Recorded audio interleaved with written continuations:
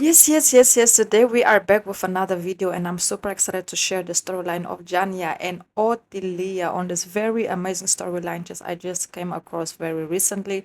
But before we get into further details, please don't forget to like, comment, share, subscribe, and let me know your personal opinion down below in the comments as well. If you guys have watched, this couple and what is your personal opinion, on them. So let's get right into it. Agora é engenheiro estagiário da obra da linha férrea. Fazia tempo que meu coração pedia pra vir aqui atrás de tudo. Eu vim o mais rápido que eu pude, então na minha cabeça. Então venha logo. Avalie como está à frente da luta. Yeah, so basically, before we get into further details, I just want to say that this is probably one of my favorite, soap opera, in this case, telenovela couples it was released so far this year. I would definitely rate their relationship a strong, 9 out of a 10. I feel like they needed a little bit more, but what they gave us was enough for me to fall in love with their relationship, their bond, and just the chemistry in general. So if you guys don't know who and what am I speaking about in this case, I'm actually speaking about the Brazilian telenovela called Guerreiros do Sol. Yes, Guerreiros do Sol. And yes, it's basically a Brazilian telenovela that tells the story of two sertanejos and how they are basically found themselves to become one of the most famous and controversial householders of their time.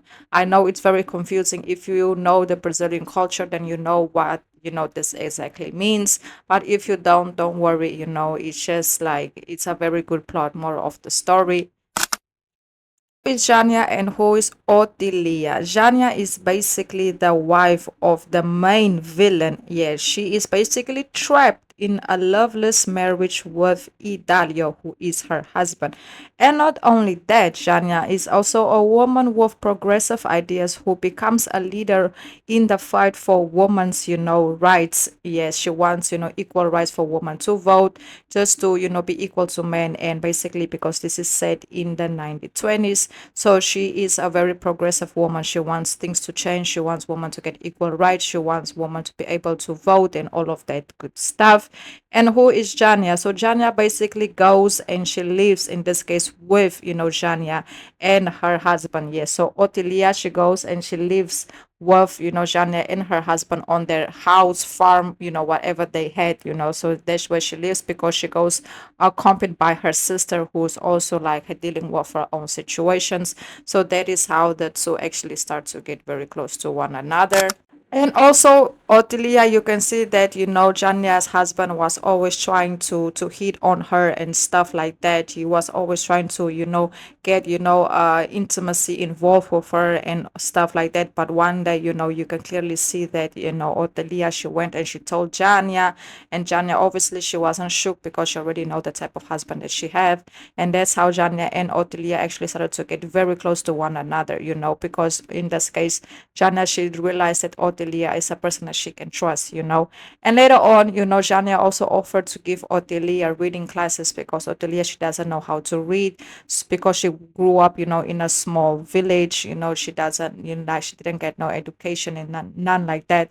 And, Jania, she is kind of a very smart, like I said, progressive woman. So she was like, hey, I'm gonna help you out. And she was just starting to give her like reading lessons. And that's how the two basically more of the story, they start to get romantically involved with one another. And as things progresses, you can slowly start to see that they start to get, romantically involved with one another as well. You can see that they started to hook up, spend time together, just keeping their love life and this lovely relationship a secret. But obviously, it didn't last long because as things progress, you can clearly see that, in this case, Jania's husband actually ends up passing away in a combat, that happened. And obviously, Otilia, some way, somehow, she had something to do with it, not to that matter, but she kind of was involved in it. And then later on, you can see that, Jania, even though she knew her husband wasn't a perfect man, but it was still her husband and she depended on him. So what is going to happen with her now? Who's going to take care of the farm, of everything, And basically at that moment, you can say that Jania felt betrayed, by Otilia. But they took a break from one another. But as time went by, they reconnected again because they realized they cannot be, apart from one another. They cannot be apart from one another because Otilia, she didn't know genuinely, didn't want to hurt Jania. She always wanted just to protect protect her, and take care of her. So yes, they started to get very close to one another, and then later on, obviously, Jania asked, in this case, Otilia to come and live with her on the farm. But obviously, Otilia told Jania, no, I can't, I have to take care of my sister. I can abandon my sister. I need to stay here with her, until everything settles down, because Otilia, she was someone that used to go into battles and stuff like that to protect, what is her and where she's from. So, there's something that always worried Jania, because she didn't want anything to happen to her, but she was very determined to take care of what belongs to her and, in her region and stuff and stuff like that. But they always figure out a way to see each other secretly, because at that point, Jania, she was already like the farm and the businesses that her husband have left behind was already like under new management, so everything was going well for her. But she used to spend a lot of time alone, because Otilia, she was always like doing her stuff, but they always figured out a way to come together and to spend quality time together and just do the good. Yes.